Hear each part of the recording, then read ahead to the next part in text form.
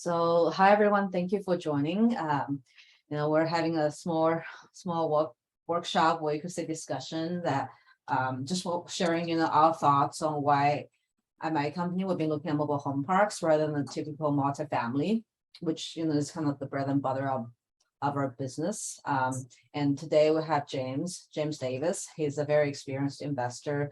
And I know that I probably can't finish all the bio that he has, other great things he has on his bio, but he's been investing for almost 4 decades, and he's a broker agent. He invested in so many different asset classes, from multifamily to self-storage to mobile home parks, and also looking at RV parks as well.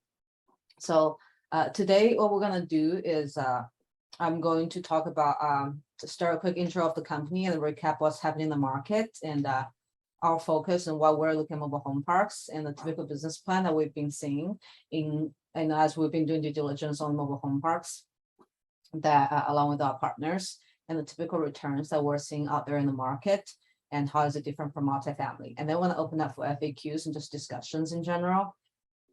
Disclaimer that this content is for informational purpose only and does not address any specific legal, tax, or investment advice related topics. So please consult with your advisor before making any investment decisions. Now, before we get to the core of the presentation, I want to just ask everyone maybe to do a interactive thing here. So we're talking about mobile home parks, and I know a lot of you guys are investors. What have you been invested in so far in terms of asset class? And so type that out. We don't have a super large crowd here today, so I think I can read everyone's responses. So if you can type what asset class have you been investing and how long you've been investing, that would be super helpful in understanding in the chat. So I see multifamily, triple net lease. What's PE? I don't know what's PE. Private equity. Okay, got it. Large residentials. That's good. Yeah, I think housing is such a in-demand area. Opportunity zone. That's great. You can use it against any capital gain. Multifamily storage unit, short-term rentals. That's also a great space. James wrote duplexes, fourplexes, multifamily short-term rentals. Yeah, I forgot to add your short-term rental portfolios, RV parks, single families. Okay, great. So we see a lot of great chats going on here, and people feel free to keep on going. So I'm gonna go to, just want to congratulate you and all of your investors, and learn a new asset class is like another step towards financial freedom. We can only have so many jobs, but we can make have as many assets generating cash flow for us as possible. So very quickly, I moved to the US when I was 16 years old. I know about my company, Life Mission Capital, but my professional background is also in an educational background is real in data analytics, audit, kind of more of the due diligence piece. And that's where I transferred my skill set into providing those business opportunities for my investors, because I've done the due diligence, kind of the white glove service for my investors. Started in 2019 by accident through house hacking, and since then I've invested a little over 1,023 units as a general partner and fund manager, and 185 units as a limited partner. I also have started a real estate investment club with a little over 600 members as well. Here's my team, my advisor, David Morrow. He's a certified commercial real estate investment member, and also Derek Yoder. He works for a $36 billion private equity firm on acquisition, asset management, and different areas. And everyone has their own expertise, and I don't always consult with them. Like for example, for mobile home parks, I've actually been consulting with some other folks who has more experience in the industry, and also competitors. So we can't be everything to everyone. So we typically find the people that does one thing really well. In this case, been looking at mobile home parks for this past year, and we find people in that space, and we figure out who to work with. They usually have a little bit over 1,000 units in that space, $200 million in asset under management or more, and we look at the locations they're investing and the asset as well. We do a lot of due diligence in that space. And all that is to help get us closer to what I call Trinity of Freedom: financial, time, and geography. And the geography piece is very important to me personally, and a lot of people as well, just because I do have family members overseas and I want to spend time with them without worrying about property management. So now, why mobile home parks? So I'll be going over a little bit slides here on why mobile home parks and some of the data we see, and that's kind of driving us towards that directions. And James, feel free to interrupt me as we talked about on anything that you think you may add value on. And at the FAQ and discussion space, we'll also have James, share on a few things as well. So quick market updates, right? Like everyone kind of knows this, S&P index down close to 20%, 18% inflation is 9+ this year, and bonds is down to 10% as well. So what we've been trying to look at for our investors, and also me personally, how to diversify into assets that's not so correlated with the current bear market. And we believe mobile home parks is one of them, right? Well, let's look at kind of a few things. When we look at any assets, demand, supply is always a key thing. So from a demand standpoint, there's over 20 million Americans. That's 1 out of every 18 live in mobile home parks. And another very important demographic that lives in them and what has the desire and need to live in them is baby boomers. They're retiring every day, right? They don't have as much savings. And look at some of the stats on, typically how much they have in saving a little bit as well. And there's just not enough supply as well. So, right, like huge demand, but not enough supply. There is only about every 10 homes built in the entire United States in a typical year. And then there is current stock of only 50,000 parks or so due to zoning restrictions. People don't want to have that in their backyard or in their city. And it's usually also a really great long-term commitment because mobile home parks makes money from renting the lots, unlike the typical multifamily. You have to worry about the buildings, the fixtures in the buildings, right? But with mobile home parks, we're just renting a lot. Even though some of the homes, you still rent out the homes, but the goal for a lot of our operators to work with is to have the tenant or the resident being able to rent to own eventually, or make the payments, put them in a plan so they can own the home. So as investors, we don't have as much expenses as well. And also it's a very fragmented market. Institutional investors has been trying to tap into this market because it's so lucrative. However, it's been very fragmented, a lot of mom and pop sellers. So there's a lot of inefficiencies as well. Like it's good for us when we're able to find them, work with experienced operators to bring those opportunities. And from a cash flow standpoint, multifamily just being so low in cash flow. So we wanted to look at assets that's different, that's different direction as the current bear market, but also provides great cash on cash returns, right? And we talked about the baby boomers. And I don't want to dive too much into it, but you can see that 45% of baby boomers has zero saved, and 28% has less than $100,000, right? And they're retiring daily. So there is a strong demand out there for this type of housing, especially for fixed income folks, or people in a lower income bracket, to provide them an affordable and reasonable space to live. This is another chart just similar to what I mentioned in terms of how many has been built, right? Compared to what we see in the apartment and industrial space, right? People don't want to have it in that backyard. You talk to the planning commission, they don't want to have mobile parks, within their city vicinities. So yeah, just not enough in general. And then in terms of, some of you may say, because one of the objections, I hear people say is, well, mobile home parks, well, how does it do during recessions? Here's a chart I can show you. If we look at here of all the different asset classes, you see that mobile home parks is actually the one that has been like straight shot up, even throughout the pandemic, throughout the recession the last recession that we had, and whether it's pandemic or the 2008, 2009. And affordability is a key issue in our country, as you know, with the interest rate rising or just prices going up, inflation and all that. And because of all those things that I mentioned, the growth projections, right, across different asset class that we mentioned here is really mobile manufactured homes, which is mobile home parks. They're really on top of the chart, and also industrial and other class as well. But with mobile home parks being there, it's definitely pointing us to the right directions. And if we look at the COVID in a little more details as well, in terms of the prices, right?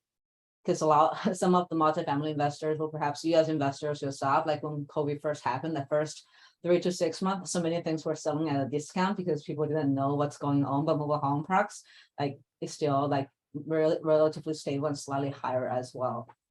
So it really goes well in times of uncertainties. So because of the artificial constrained supply we mentioned and a strong increase in demand, so we can reasonably rely on the property values to increase over time. And of course, there's also the forced appreciations that our partners work on to help bring the value up, right? While the multifamily is similar to that. So some of the markets I notice a lot of operators are looking at are really looking for places where affordable housing is an issue. And the 30% is general rule of thumb. If renters are paying more than 30% of the income for housing, then that's a place, affordable housing is an issue, and mobile home parks can continue to resolve that. Mobile home parks and even RV parks, I know James is also looking at that, is also a solution as well. So you can kind of see some of the major metro areas, whether like Atlanta, North South Carolina, or even Florida. There's a lot of mobile home park opportunity out there. We want to usually find major metros have population growth. And I noticed that different operators kind of have their different requirements, but a lot of times $800 and up, 2-bedroom apartment rent. That's kind of where we'll start seeing a lot more demand, and people want to pay like $500 for a lot because rent for a 2-bedroom is going to be $900. So some of the cities that some of the operators we saw, they were looking at, like Fayetteville, North Carolina is a good example, where, for example, the minimum household income is $36,000. In certain areas, it's $34,000. Where the rent is at, I think it got cut off here a little bit, medium bedroom rent is $907. So it's exceeding the 30% numbers we look at, right? So and I'm, obviously I'm not a like super expert on this. I've done my learnings, I've talked to people, and my job as a private equity firm is to find sponsors who's doing this well, kind of compare the notes and talk to industry experts, and who can provide this type of due diligence, and using my business acumen and also kind of the skills and due diligence I've gained in multifamily, kind of do a kind of what are the additional knowledge I need to gain and things, how it works differently in mobile home parks. So I see two types of business plan that's typically out there. One is kind of the orange one. You see more people, they acquire and stabilize in year 1, year 2, and then optimize in year 3, year 4, and then year 5 and 7, they return the capital and the cash flow forever. Typically 10+ years. They want to continue to just have cash flow. I mean, it may sound a little scary, it's 10 years plus, but if anyone's looking for passive income stream, this is a great opportunity, because once you got your principal back, it's typically a little bit more on top of the principal as well through the refinance process. Then all you get is passive income, right? Like, I also have another W-2 job right now. Like I usually share that with my investors, and we're not like layoffs and things are happening, right? Like having a passive income, it's just so powerful, puts us more in the control for our freedom, and I love that. And another model that I see is, they acquire and stabilize, and then they're able to optimize in the same year, and then return the capital within about 2 to 3 years range, and then cash flow in year 3, and then year 5 sale. And both are good models. I think the blue ones, they're a little bit harder to find opportunities because it's more of a heavier value add. That's why you're able to return capital a lot faster. So I don't think there's right or wrong opportunity. It just depends on what the investor is looking for. So we've been considering kind of different offers from different operators that we're working with. So how is it different from multifamily? I think the debt structure and the operations are quite different. So the debt structure in multifamily, you're more likely to get Fannie Mae and Freddie Mac, but in mobile home parks, it's still possible, but it's less likely. You're going to be a lot more likely looking at original debt, owner financing, which those are also possible for multifamily. In original debt, because the mobile homes are local, you're gonna see a lot more credit unions or local banks, and they're able to lend on those. Their terms are not as good as a Fannie Mae or Freddie Mac would, but they understand the space, right? Like great business partners, they able to lend on you. And then the owner financing, it's a creative financing method, because mom and pop operators, a lot of times they don't want to have such big capital gain. A lot of them are willing to work with you. So you'll see a lot of investors get started in the space for the cash flow and end up expanding, because they don't have to have so much down. From an operations side, I'm sure James can add more to it as well, but in general, it's a lot less expenses, because really it's just dirt you're maintaining, right? Like, of course, you have things under the dirt that helps with sewer, that helps with electricity and things like that, but it's a lot less maintenance compared to multifamily. The expense ratio is anywhere between, what we've seen is anywhere between 25 to 40%, depending on the size of the park, where it's at, how it's being run. And a lot of the business plans to move homes to be more resident owned, so that less expenses on the operators and on the operations. So where we're at in the due diligence process is we're still talking with a few folks, going through underwriting files, asking questions, multiple runs of those intense conversations to make sure, if we do partner with one of them, it's a good long-term relationship for us and also our investors.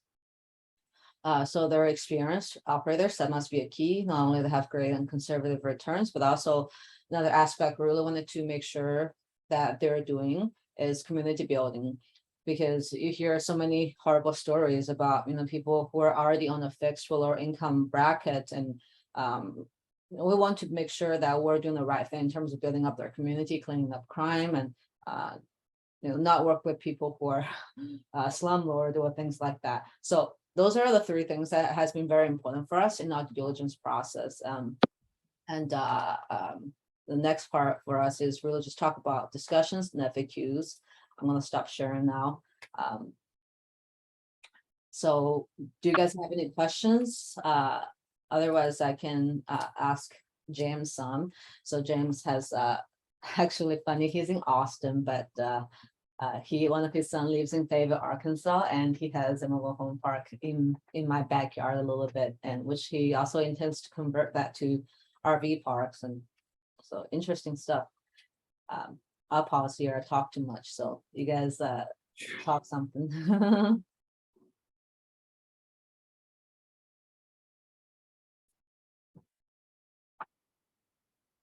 All right, pretty quick.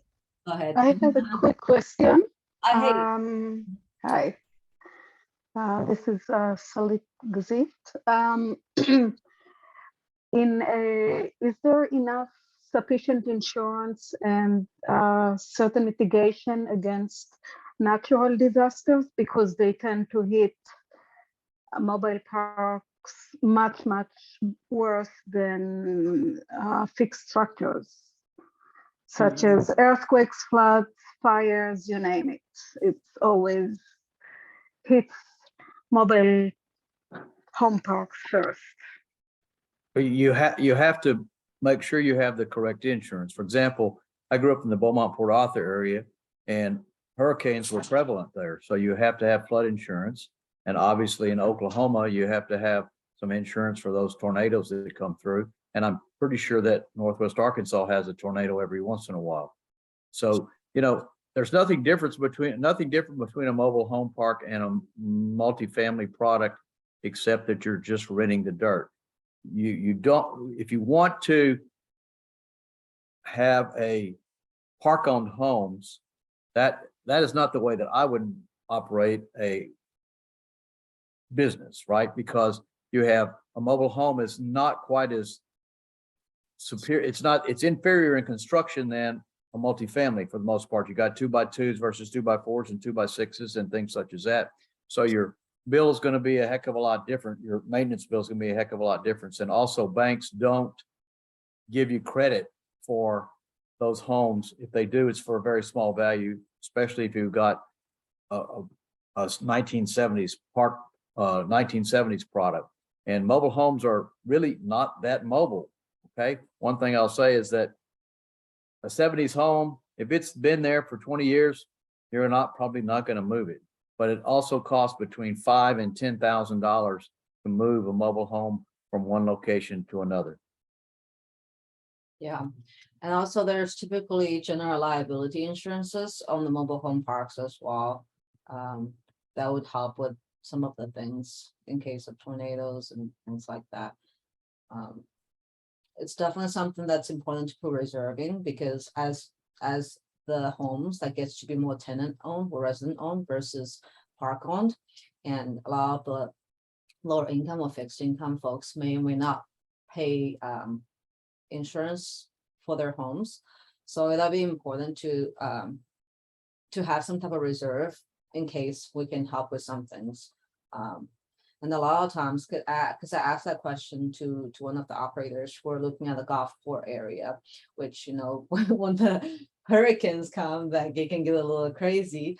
And a lot of times when that does happen, the government actually put a lot of housing in those mobile home parks, and as well, that's what I understood, to help with immediate housing need as well, because that's one of the easiest things to put up compared to building something. You know, I'll say I've owned my mobile home park. It's only 11 units, 2 acres out of the 4 acres that have been were purchased are being utilized at this time. I've got 10 or 11 mobile homes there and a brick house. The only problem I've had in the 3 years has been the brick house has had some issues, and then I have a cell, a sewer, and a well.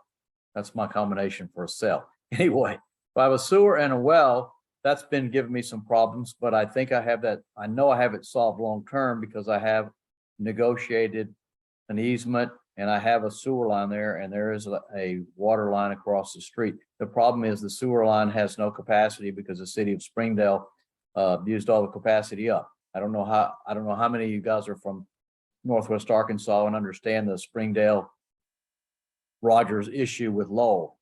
Lowell has a population of about 9,000, but they have no public services, so they have to borrow from someone else. Yeah, okay. So Sonia asked, how's the underwriting different? You know, from when I looked at underwriting file, it's actually very similar. You know, when we look at all this real estate based assets, or even any investment, there's like really different buckets. Like you need to figure out how the cash flows are impacted, how the appreciations are impacted. So like entry exit cap and like all those components very similar, but the income component you know, is different in terms because of the lot rent versus the home rent. Because y'all, depending on business plan, you'll see a reduction of your home rent because you're trying to get it to be more resident owned, and otherwise it's going to be similar. And the increase in the lot rent, what I saw in terms of the model, is a lot faster because a lot of the residents, and James, you can correct me if I'm wrong, they're more month to month. So a lot of times the rent increases also comes a lot faster compared to like what you see in multifamily. Which you have I will really say put from these ends, go ahead. Mhm. I'll say from an underwriting standpoint, my property that I bought in Lowell was owner financing, so that was very simple to underwrite. And I put a lot of money down on it because I was doing a 1031 exchange. But subsequently, I've got a second lien from United Bank for another $100,000. So, but I will say that underwriting can be very difficult on a mobile home park if it's not really sharp looking. I had an opportunity zone park off 15th Street in Fayetteville. The rents were $225. The market's rents were $425. The park was not very pretty, but you know, you can't get a banker. I don't know what's wrong with bankers, but they cannot get their hands around the fact that you can take those mobiles and either move them or clean them up, and you can raise the rent on them, but you don't want to raise the rent from $225 to $425 immediately because you might frustrate all the tenants. So it's a 2-year process, right? Yeah. So the park I was looking at was $850, and if I'd raised the rent up, there's 25 units there. If I would have raised the rent up at an 8 cap, it would have been an additional $750,000 in value. So I could have almost doubled the value on that property just by raising the rents. But you got to do something. Put a gate around it. Put a fence in it. Put a gate and a fence around it, right? And clean up some stuff. It just needed some crushed gravel. It was just a dirt caliche kind of driveway. Just, you got to give them something. Yeah, and no, yeah, that's a good point. You know, you're able to do it doesn't mean you should go and increase the rent. I mean, it's difficult, right? Like you all of a sudden you get a 30% increase your rent, right? Like ideally you do it slowly and you give people enough notice. We don't want to take advantage of people just because they can't move. So so the next question is, would you look to acquire existing mobile home parks or buy raw land to build? So what I know is that you can do either, but it depends on the economics, of course, but buying raw land, it's going to be difficult in a good location because, you might be able to buy raw land further out to develop it. Not that, maybe in a place that doesn't have much of the zoning restrictions, but do people really want to drive that far out? Is it going to be better for you to acquire something that's in a much better location, close to many major shopping areas, and the city already expanded past that point? So I feel like we have to run economics to do so. That's what some of the conversations I heard, and people tend to just buy the existing mobile home parks if they can find a good price, and since there's still so many opportunities out there with the smaller mom and pop shops. That's what I see. How about you, Yep. James? From my standpoint, mobile homes are not generally approved in city limits, right? Or even county. So it has to be pretty far out. Yeah. That's one point I'll make. The other point I will make is that, you're going to be without some income for some period of time that you are developing the mobile home park, say a year. And that's not my mode of operation. I do what's called a covered land play. So basically, for example, the park that I have in Lowell, Arkansas, it's positive cash flow from day one. I'm making $1,000, $2,000 a month on it. And I'm sitting there waiting for some water and sewer, and I could wait for another 2 or 3 more years because I'm making money on it. Whereas if you're doing a raw land development, you can run out of money. Yeah, that is very true. And James speak that from experience, because we're gonna develop something in Fayetteville. The holding cost was just taking too long. Yeah, right. Wow, That was the little parcel, right? I just decided it wasn't worth $2,000 a month to sit on it.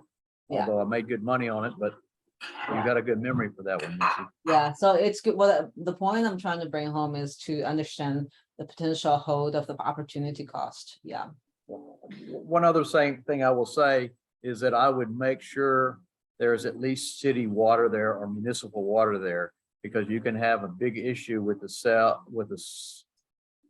sewer and water well interaction. I mean, the place that I have in Lowell, at one point, this was owned by a California gentleman, and he didn't do any purification or anything like that. At one point, I got a call from Benton County, and basically, somebody could have died. So that's my reasoning for, you got to be very careful if you have a well and a septic, but I prefer not to even take that chance. And also, there's a density. You can't be near as dense. I know in Travis County and Austin, you can put one property every 2 acres with a well. That's a little bit overkill, but it is what it is. Mhm. But then obviously you could put probably 10 with a water line. Do you know, in terms of sewer, because a lot of the properties that as I was looking at in different operators' portfolio, the experienced ones, they have a combination of municipal water, sewer, and septic and well. It just depends. I believe the well and the septic are cheaper because the municipal tend to be more expensive. A well is definitely, well, and the septic is definitely the cheapest. And I will say that in some areas of Texas, again, that's where I live. I don't know exactly what's going on there in Arkansas, but I'm learning quickly because I love Northwest Arkansas. But conversely, the two units per acre in Travis County, there was also an RV park, which has some similarities to a mobile home park. It doesn't have to have as many gallons per day in sewer capacity, but they put 19 units per acre with a city water and a septic. That's very, very dense. I don't know where they had the septic fields, right? Yeah, so you have to be basically really make sure you're doing things compliantly if you're not using city water and sewer. Okay, so Sonia had a tip about maybe who not to invest with, just people just look in the chat. I don't want to necessarily mention that in the recorded webinar. But definitely look in the chat, maybe get her input if you want more details. Someone asked, how do you know that something's a good deal? I'm in a golf, so the lot fees are a lot different. I think you have to do your market analysis just like you would with multifamily, because in multifamily, you will see things in, apartments.com and etc. a lot more. So you can get a lot more data a lot faster with things like mobile home parks. You might have to do physical driving around, get to know the area, the local competitions and things like that to really know what people are charging, and using 2-bedroom rent as a reference point, depending on how big your mobile homes are. So anything to add, James? I was answering the emails or the chat, so I mistook that. Tell me again what you're talking about. Sounded good to me. My wife. Okay, yeah. Anything you would add about how can you tell it's a good deal since fees are different in different areas? I mentioned that usually have to drive around comps to see, because mobile home parks, you don't really see them listed online as often. Right. You have more signs just being put up, so you have to drive around and get to know the comps. And I don't use comparables because that's a SFR game. I look at the net operating income and I look for the comparable cap rate. What I try to do personally is find something that I can purchase at a good price, but it has ability to become a double-digit cap rate, right? For example, again, my purchase in Arkansas and Lowell was a 10% cap rate from the day go, right? And I even probably paid a little bit more than I should have. Just, I paid $425,000 or $450,000 for 4 acres. But anyway, and you value add. That's just my deal. Is I don't buy stable assets, right? I buy something I can add value to. So I in a perfect world, I'd find a 10 that I could bring to a 20 cap. But let's just say that you're looking at something online at Correxia or LoopNet or CoStar. Those are the typical commercial listing agencies, and you find something that is supposedly a 6 cap, right? And then you show them that they're not calculating something right, or they're doing something wrong, and they say it's a 4 cap, right? So you negotiate that down, but then you have in your back pocket, you have some strategies where you can raise that cap rate by either increasing the income or decreasing the expenses, just like a multifamily. One of the major differences in multifamily and mobile home parks is typically, for example, when I run my water on the mobile home park that I have now, I have the ability to sub-meter it, or also have the ability to just put one line there. And typical, a lot of the older mobile home parks, they just have one line there. So a lot of the older parks the owners just take care of the water and sewer. You can separate those, or you can charge them extra for that. I'll give you an example. I had one park was in Lake Travis and one park was in Rockport, identical sizes. One was 2 parks that were like a mile apart. Why do you need two property managers for something that's a mile apart? Boom, boom, get rid of the property manager. Also, the guy in Rockport was buying the electric wholesale and water wholesale and selling it to them at a little bit below retail. So everybody was getting a good deal. Let's just say you got the city services for 7 cents and retail was 12 cents. You charge them 11 cents. So everybody wins, but he made an extra, pull a number out of my pocket, an extra $50,000 a year just by doing that. And then the lady in Lake Travis was paying $25,000 to $30,000 for a separate property managers, there was $80,000 just right off the top that you could Mm. save. So it's, there's just some nuances between multifamily and mobile home parks, and that's one of them, is that many of the older mom and pops don't separate the utility bills, and there's you can charge them back, or you can do sub-metering, Yeah, which will get you a good bit of money.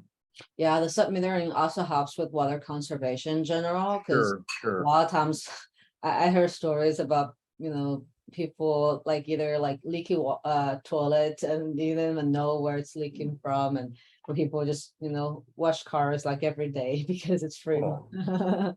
Also with electric conservation as well, right? You can sub-meter the electric and the water. Yeah. Okay, I think the next question is, how do people know about mobile home parks?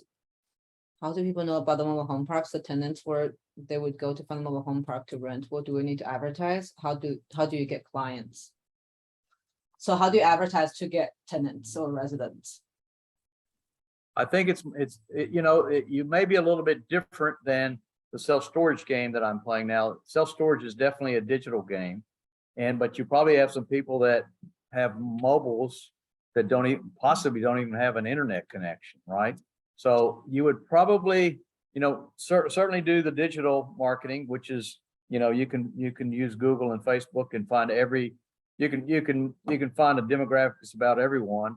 But if that doesn't work, then you resort to the old fashioned signs on the street corners. I'm thinking. Yeah, that seems to be very the signs and the online marketing. I see some mobile home parks also being marketed on Facebook marketplaces and also apartments.com as well. It's Well, not like there's many Facebook sites that are related to mobile home parks for sale, and that's almost become the de facto way that smaller parks get marketed, to be quite honest with you. Same thing with self-storage. I don't like it because these guys are wholesalers and they try to get, you to close in 3 or 4 weeks, don't give you any due diligence time. I'm not for that, because I think you should look at something. For example, there's a park in San Antonio that I was looking at. It was a combination mobile home park and RV park. It was built in 1939. You think it possibly had some water leaks? We never got to the point where that we did the commercial inspection, but you can bet that's one of the things that needs to be checked on a park that's 75 or 80 years old, right? Yes. Maybe that's 80, 90 years old, whatever. Really old. Yes. And in terms of I know Henry's question was more on getting residents in as renters, but also sometimes the renters just want to move. They in this case, if they own their home already, they could actually sell the home. So you may see signs about, mobile home parks for sale, which is what James is saying, when they actually own the home completely. Because to buy a used mobile home, depending on the condition, I guess it's typically between $5,000 to $15,000, and you put. It's not that as expensive as it would with many other things, and moving. I will say that Warren Buffett has 21st Mortgage, and he owns 2 or 3 of the mobile home park manufacturers in the world.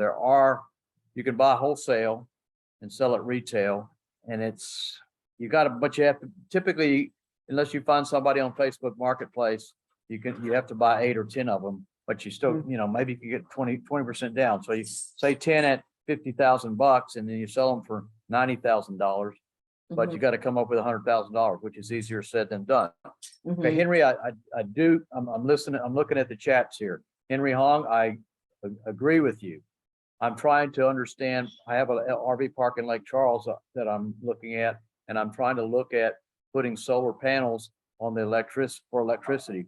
The bill for that, it's 229 unit RV park. Again, I want to run it like a mobile home park.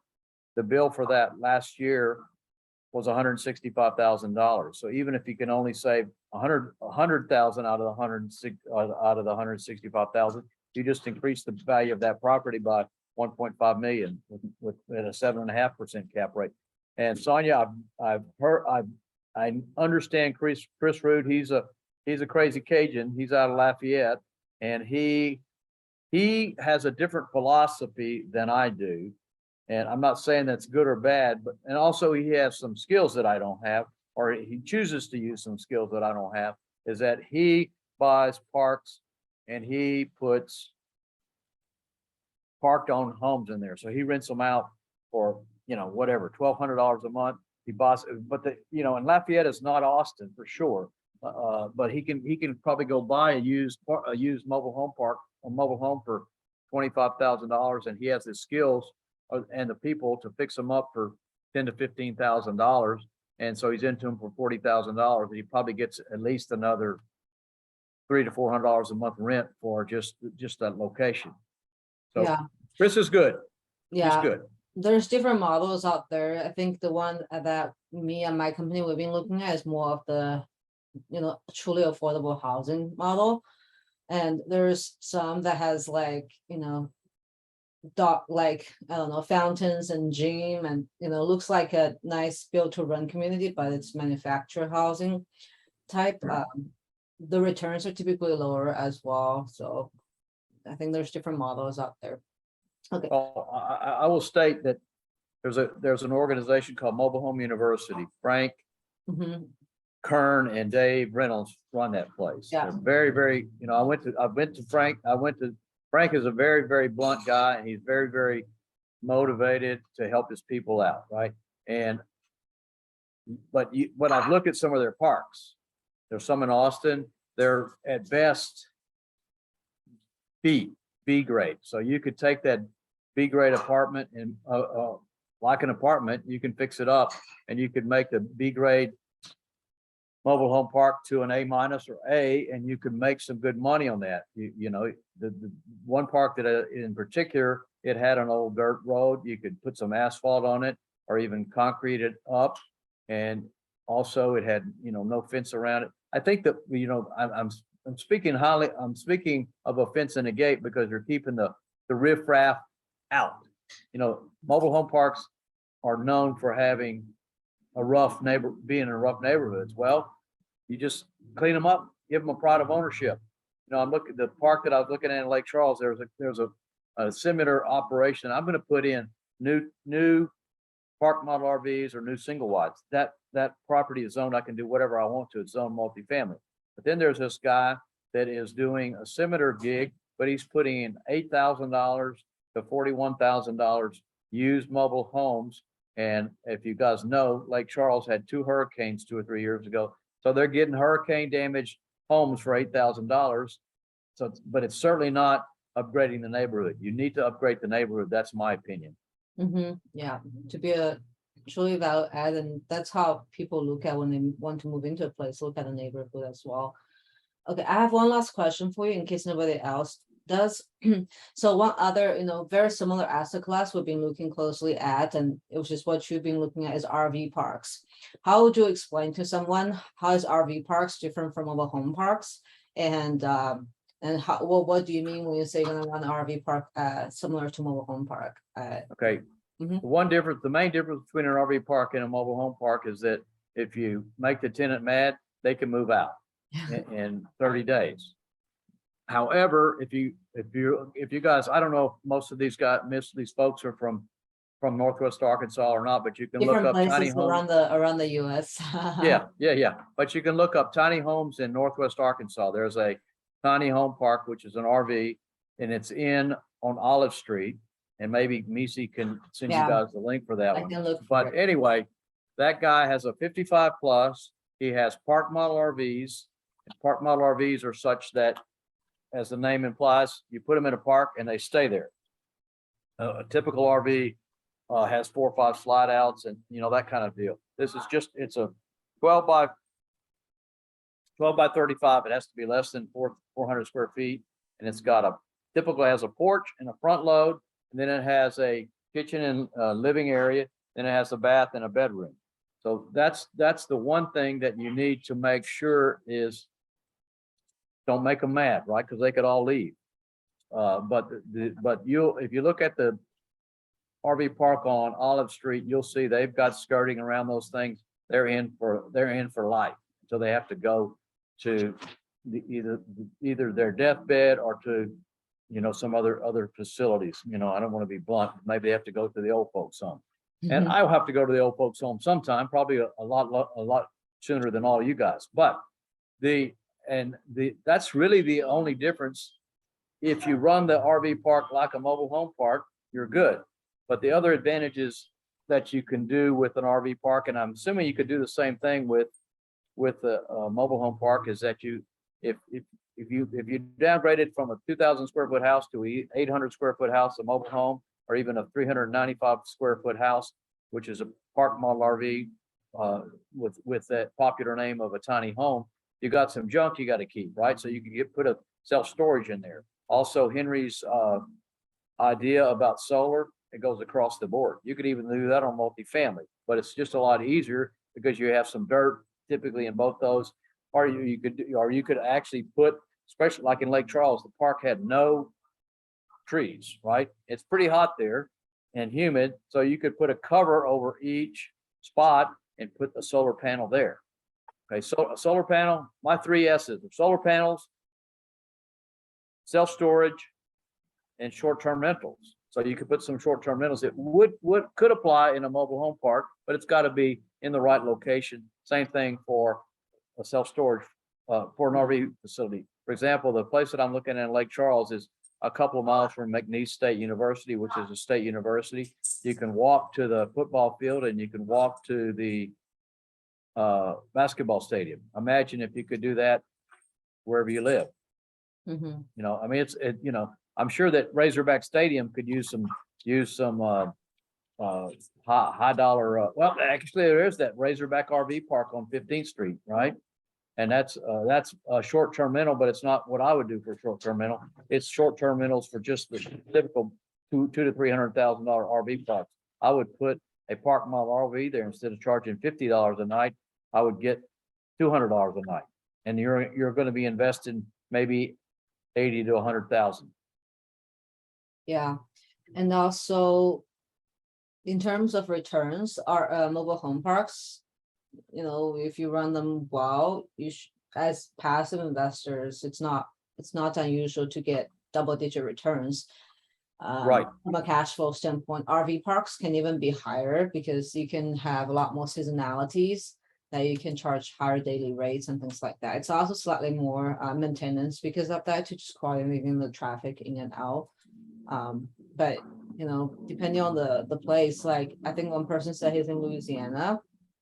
I mean, that's like all year round. There's no seasons, so you can potentially benefit a lot more from more of a transient traffic versus more of the long term. Although long term residents are a lot more stable. Yeah. Yeah.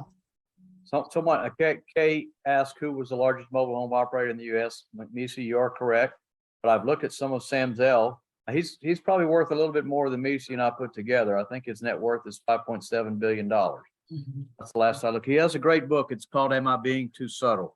I read it. It's not very subtle. But anyway, Yeah.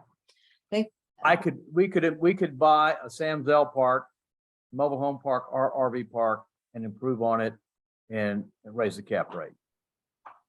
Yeah. For 2 reasons: is he doesn't use the solar concept that Henry and I came up with, nor the short-term rental concept typically, or the self-storage.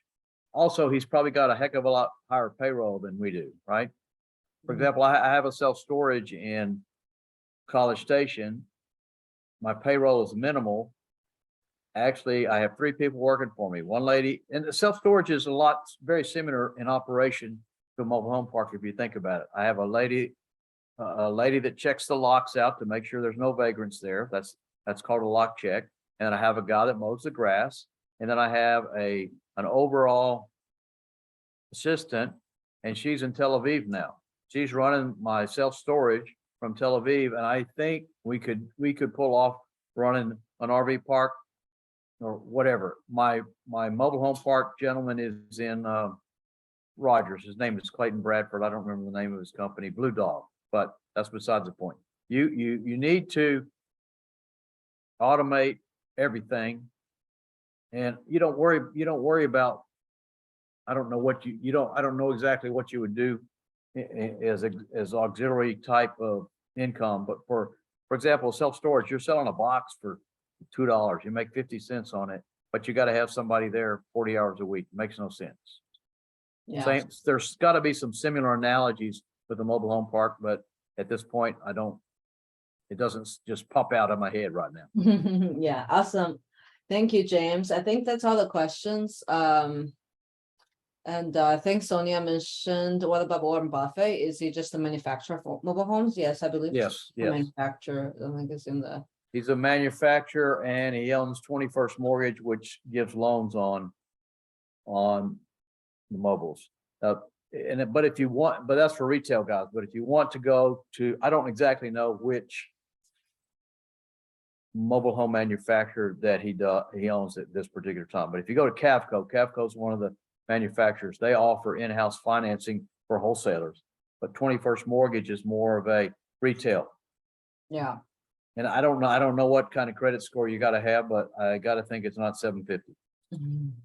Yeah, But you're going to pay 7 or 8% interest for some, maybe 8 or 9 now. yeah. Okay, I think that's all the questions we have. So, thank you again for joining.